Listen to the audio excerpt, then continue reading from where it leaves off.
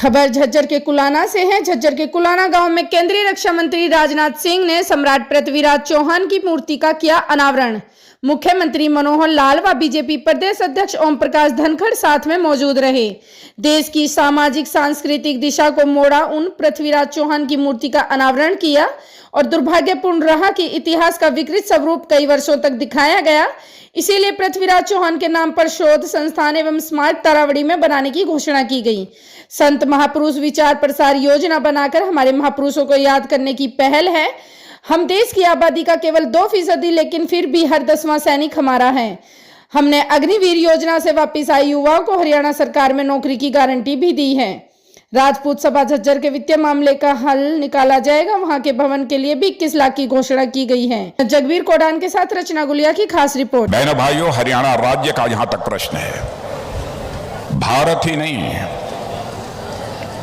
दुनिया के दूसरे देशों में रहने वाले लोग भी सच्चाई को अच्छी तरह जानते हैं कि हरियाणा राज्य हिंदुस्तान का एक ऐसा राज्य है जहां की हवाओं में वीरता और बलिदान की गाथाएं तैरती रहती हैं। ऐसा राज्य है हरियाणा राज्य। और ऐसे राज्य में जब मुझे जानकारी प्राप्त हुई, ओम प्रकाश जी धनखड़ और आपके यशस्वी मुख्यमंत्री आदरणीय मनोहर लाल जी ने यह कहा, पृथ्वीराज जी चौहान की प्रतिमा, भव्य प्रतिमा बनी है, उसका अनावरण आपके हाथों से होना है, तो बहनों भाइयों, सहज में ही मैंने अपनी सहमति दे दी।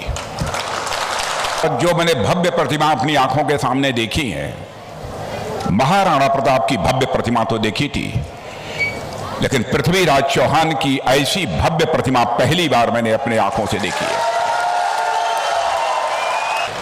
और जो ये पहल आप लोगों के द्वारा की गई है, इसके लिए मैं एक बार शीश झुकाकर आप सभी बहनों भाइयों का अपनी तरफ से हार्दिक अभिनंदन करता हूं, आप सभी का स्वागत करता हूं। मेरे बहनों भाइयों, भारत के उत्तरी क्षेत्र जिसमें आज का हरियाणा है, पंजाब है, राजस्थान है, पश्चिमी उत्तर प्रदेश शामिल हैं, पर राज करने वाले सम्राट पृथ्वीराज चौहान भारतीय जनमानस की स्मृति पटल पर अंकित थे, अंकित हैं और भविष्य में भी यही अंकित रहेंगे, यह मैं विश्वास के साथ कह सकता हूं। अंग्रेज इतिहासकार जेम्स टॉड ने सम्राट पृथ्वीराज चौहान को अंतिम हिंदू राजा कहा था, जबकि सच्चाई है कि हम सभी जानते हैं कि यह बात ऐतिहासिक रूप से सही नहीं है। सच्चाई यह है कि उनके बाद भी भारत के अनेक हिस्सों में हिंदू शासकों का शासन रहा है, और जिसमें सबसे उल्लेखनीय है छत्रपति शिवाजी जी महाराज का मराठा शासन भी रहा है। यदि हम दिल्ली की बात करें तो दिल्ली पर भी अंतिम हिंदू शासक हेमू थे, जिन्होंने स्वयं ही विक्रमादित्य की उपाधि धारण किया था। और हेमू विक्रमादित्य ने ही 1556 में लड़ी गई इसी पानीपत, हरियाणा की पानीपत की दूसरी लड़ाई में मुगल शासक अकबर का मुकाबला किया था। पूरी लड़ाई में हेमू का पलड़ा भारी रहा, मगर अचानक तीर लग जाने के कारण वह जमीन पर गिर पड़े थे। परिणाम स्वरूप हेमू विक्रमादित्य को हार का सामना करना पड़ा था। इसके बावजूद भी इतिहासकार टॉड ने, अंग्रेज थे, इतिहासकार टॉड ने यह कहा है कि सम्राट पृथ्वीराज एक हिंदू शासक थे। तो इसके पीछे कारण क्या था, मैं समझता हूं इसको समझने की जरूरत है। मेरे बहनों भाइयों, मेरा यह मानना है कि सम्राट पृथ्वीराज भारत की उस सांस्कृतिक चेतना और परंपरा के अंतिम शासक थे जो इस देश की मिट्टी में पैदा हुई और यहीं पर पली और यहीं पर बढ़ी। और इस देश पर आक्रमणकारियों के आने का सिलसिला ईसा के जन्म के 326 वर्ष पहले ही यह प्रारंभ हुआ, मगर सम्राट पृथ्वीराज के शासनकाल तक इस देश पर कोई बाहरी ताकत आकर अपनी सत्ता स्थापित नहीं कर पाई थी। यह करिश्माई शौर्य और पराक्रम का परिचय यदि किसी ने दिया था तो पृथ्वीराज चौहान और उसके पहले के शासकों ने दिया था। लेकिन मैं यहां पर निश्चित रूप से चर्चा करना चाहूंगा कि बहनों भाइयों, दुनिया के दूसरे देशों में जाओ, दुनिया के रहने वाले लोगों से पूछो, आज सारी दुनिया यह मानती है कि भारत अब यह कमजोर भारत नहीं रहा है, बल्कि भारत अब यह दुनिया का ताकतवर देश बन चुका है। एक धारणा सारी दुनिया में भारत के बारे में बनी है। हमारे प्रधानमंत्री मोदी जी की आपने अखबारों में भी देखा होगा, दुनिया के भिन्न भिन्न देशों के राष्ट्राध्यक्षों के द्वारा प्रशंसा की जा रही है।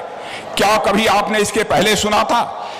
मैं बहनों भाइयों, मैं दावे के साथ कह सकता हूं कि जब दुनिया के राष्ट्राध्यक्ष भारत के प्रधानमंत्री की प्रशंसा करते हैं तो जो भी स्वाभिमानी भारतवासी होगा उसका सीना अपने आप चौड़ा हो जाता है बहनों भाइयों, कि हमारी भारत की इज्जत और प्रतिष्ठा दुनिया में किस तरीके से बढ़ी है। गलवान घाटी में जब भारत और चीन के बीच स्टैंड ऑफ हुआ था, दोनों तरफ से जब सेनाएं खड़ी हुई थी, गुत्थम गुत्था हुआ था बहनों भाइयों, तो हमारे भारत के सेना के जवानों ने जिस शौर्य और पराक्रम का परिचय दिया है, यदि सारी गाथा मैं आपके सामने रख दूं तो अपने आप आपका सीना चौड़ा हो जाएगा बहनों भाइयों।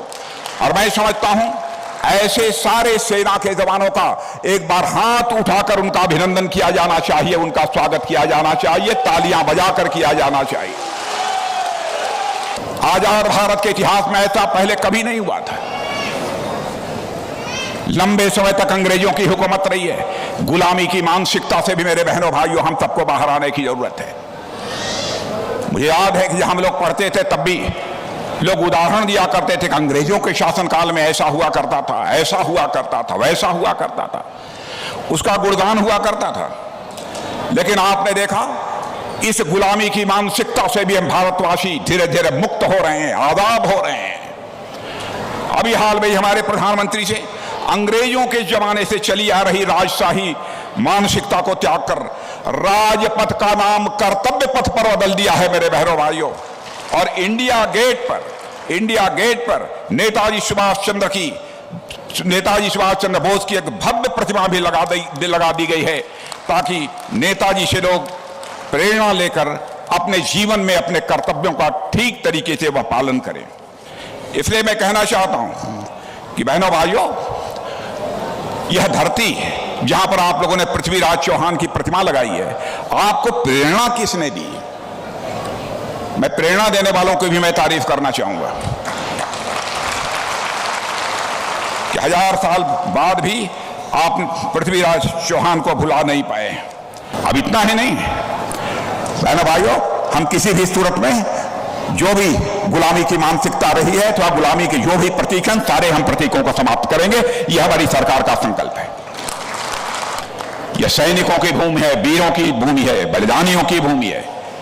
इस भूमि को मैं नमन करता हूं और मैं फिर से एक बार भूरि प्रशंसा करना चाहता हूं कि आप लोगों ने पृथ्वीराज चौहान की प्रतिमा लगाकर एक श्रेष्ठ काम किया है, उत्तम काम किया है। इसलिए फिर से एक बार शीश झुकाकर मैं आप लोगों का अभिनंदन करता हूं।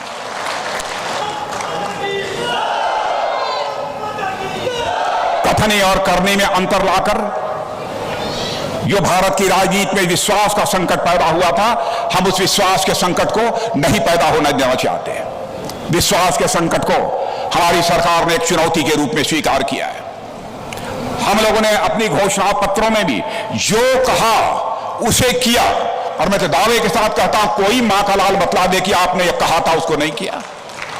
तो आज भी जो मैं कह रहा हूं, नाप तोल कर मैं बोल रहा हूं, मैं जाकर देखूंगा और इतनी सी भी कोई गुंजाइश, कोई रास्ता यदि निकलेगा तो उस रास्ते से मैं निकलकर इसको करने की कोशिश करूंगा। हाँ,